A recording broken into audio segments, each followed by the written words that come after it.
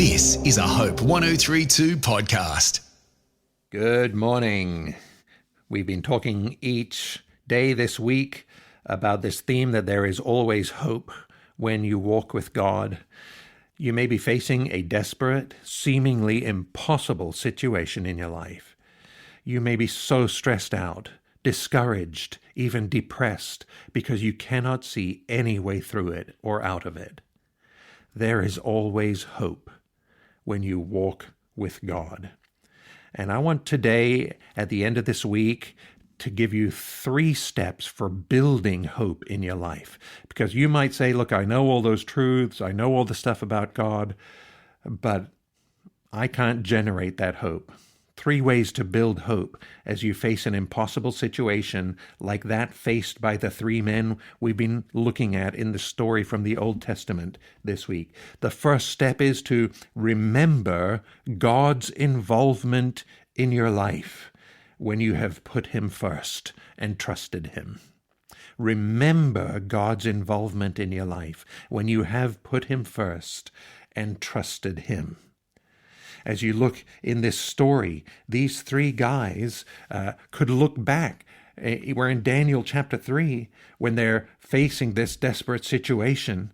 They could look back to chapter 1, when they were first taken into exile from Israel and into the Babylonian Empire and set aside to serve the king of Babylon and put with a whole group of people from other nations and being required to eat the food that the king provided for them, which included foods that were unclean for Jews to eat.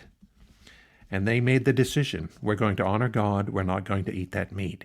God gave them favor in the eyes of the man who was put in charge of them, and then gave them even more health than the other people when they didn't eat the king's food.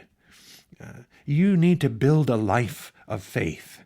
If you're not in a desperate situation right now, this is why it's so important to walk with God, to say yes to Him, to put Him first in your life, to trust Him, because you see Him then getting involved in your life.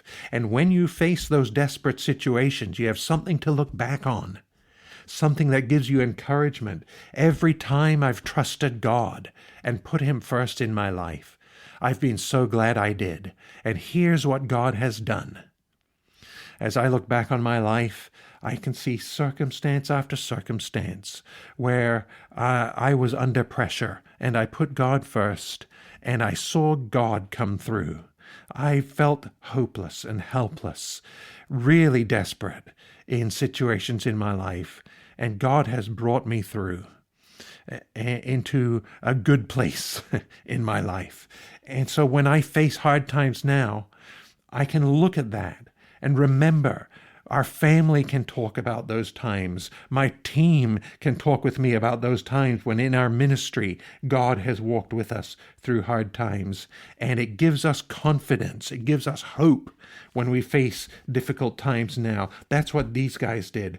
The second thing you can do to build hope is turn to the one who has suffered and will walk with you through the hard times. These guys are thrown into the fiery furnace. It's a desperate situation.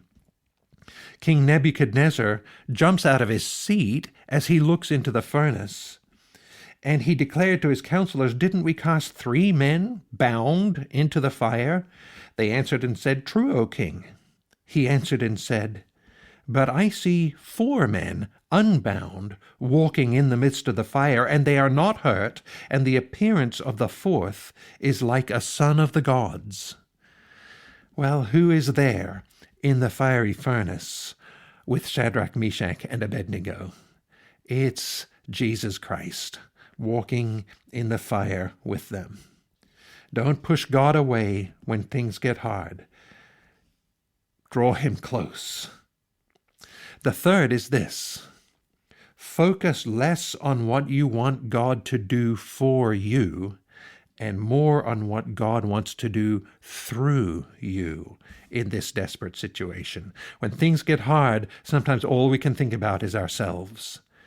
Something really deep happens and changes in your heart, though, when you begin to ask, what is it that God wants to do through me in this desperate situation? How does he want to use me in the lives of the people around me in this desperate situation? That brings hope and a sense of purpose into your hard times. I'm John North.